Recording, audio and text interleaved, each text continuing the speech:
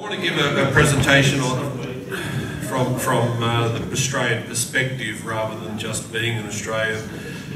Chris has already given one, of course, being an Australian, but he's from a slightly different perspective. So, not sure how I'll know when... Oh, here we go. Furry marsupials. It's not the only thing we have, and they don't often stand on the beach, but people tend to think Australia is this idyllic place, but there are a variety of issues that we're subjected to down. The first one, and most important one, is of course that it's 16,000 kilometres away.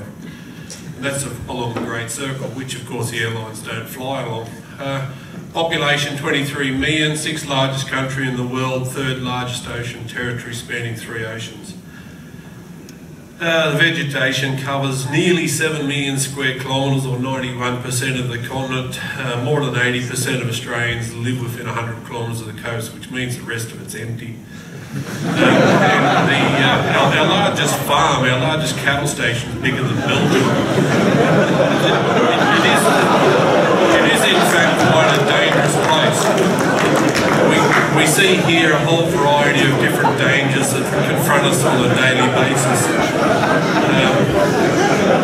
But more realistically, these are the dangers that confront us on a daily basis. We're right on the edge of the Pacific Rim of fire, so we have consequences.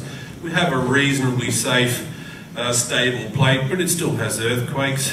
We see here in the next slide the Newcastle earthquake, which happened. It's probably the largest damage that's occurred, but that's only because the other earthquakes have happened in a place where nobody could be bothered living.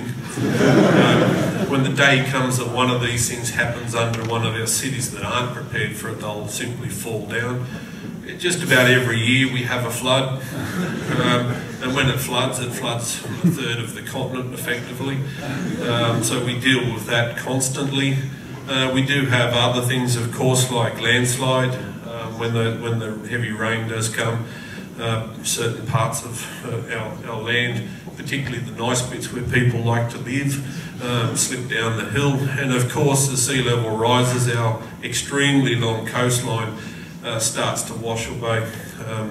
This particular photo is just because of a stock standard storm, but it'll get worse in the future. So I've highlighted here some of the hazards that we have, not just Kylie Minogue. But we do also have quite a lot of industry that relies very, very heavily on the products of IAG and its services, and particularly in GGOS, I guess. So what is really the problem? We have a low population to area ratio. We have a low domestic gross product to infrastructure cost ratio.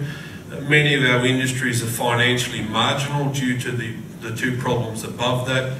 We have states, the federated government, which means we have the blame game. So it means we have to think smarter rather than bigger with the things that we do, and that means embracing initiatives like GGOS.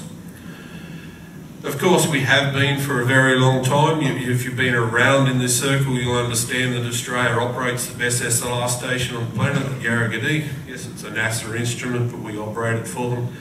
We also have VLBI, we have GNSS, and more recently we have gravimetry, and we've led a lot of the work in local ties as well, up until now, as bad as they still are. More recently we have the AuScope initiative, have AuScope 1 building 3 radio telescopes for VLBI, 100 new GPS sites and a gravity set of instruments. We have AGOS, which is looking more at the basin scale for anthropogenic causes. And we continue on. We see here a lot of imagery of our infrastructure. We do have a more contemporary weapon of application. Here we see Dr. John Dawson in front of our new robotic antenna calibration facility that is coupled with the Geo++ robot, and this will hopefully open up quite a regime of research in the future for us.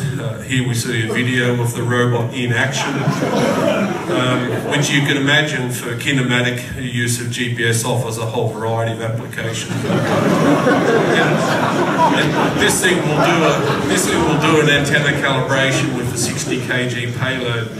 So we're involved in IGS, IBS, IDS, ILRS, gravity field, IVS analysis center, APREF. the Combination Centre, more recently UN GGOM, and a whole bunch of other things.